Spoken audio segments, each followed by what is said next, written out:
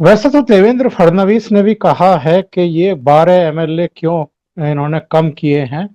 लेकिन आपको नहीं लगता भाव कि चूंकि स्पीकर का चुनाव भी होना है, कहीं ना कहीं सरकार डरी हुई है, और सरकार में भी कहीं ना कहीं अंतर विरोध तो है।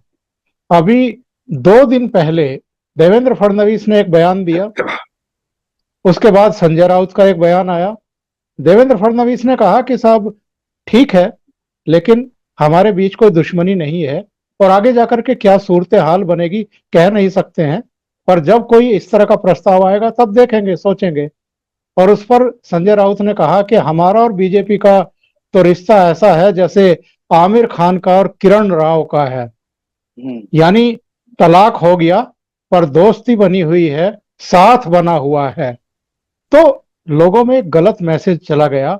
लोगों ने कहा कि कहीं देवेंद्र फडणवीस फिर वैसी ही गलती तो नहीं कर रहे हैं जैसे बिहार चुनाव से पहले संजय राउत से एक 5 स्टार होटल में मुलाकात करके की थी। उसका भी गलत मैसेज गया था। हालांकि बिहार में वोटिंग पर उसका कोई बुरा असर नहीं पड़ा। भारतीय जनता पार्टी सबसे बड़ी पार्टी बनकर के वहां पर उभरी।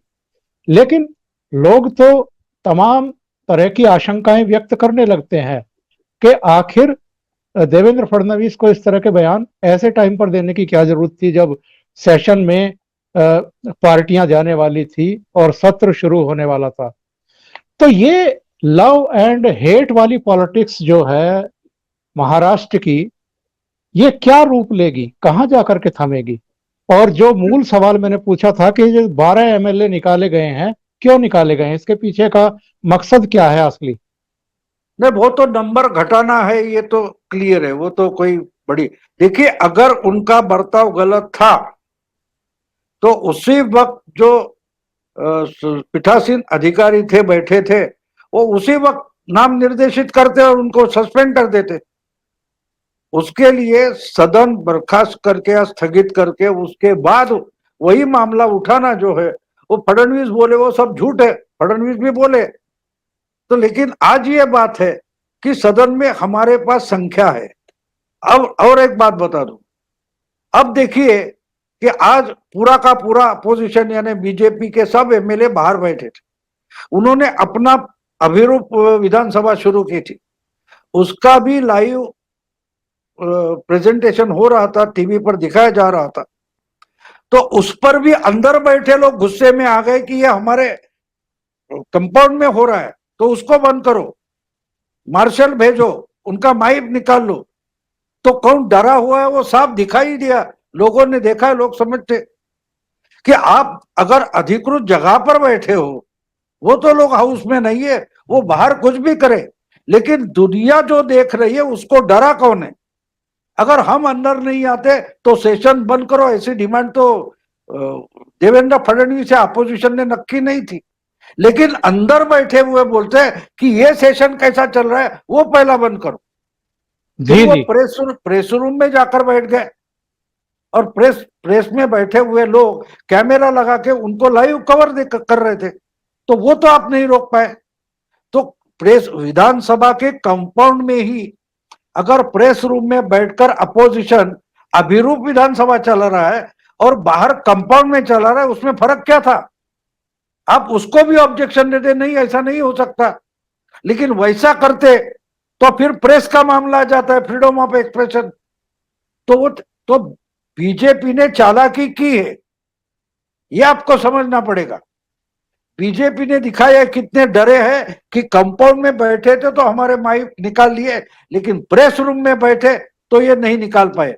अगर विधानसभा विधानमंडल के जो इलाका है, कंपाउंड है, अगर उसमें पर्यायी विधानसभा नहीं भर सकती तो प्रेस रूम में कैसे भर सकते। प्रेस रूम का भी एक एक मकसद है कि जब आप प्रेस को कवर करते हो या प्रेस किसी लीडर को कवर करती है, विधानसभा का काम कवर करती है, उसके लिए प्रेस रूम है। प्रेस रूम अल्टरनेटिव मीटिंग के लिए नहीं है।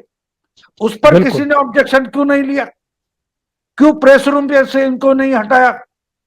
क्योंकि जो कंपाउंड में कर रहे थे वही तो प्रेस रूम में बैठकर कर रहे थे, लेकिन प्रेस से डरकर इन्होंने उनको वहां से नहीं हटाया।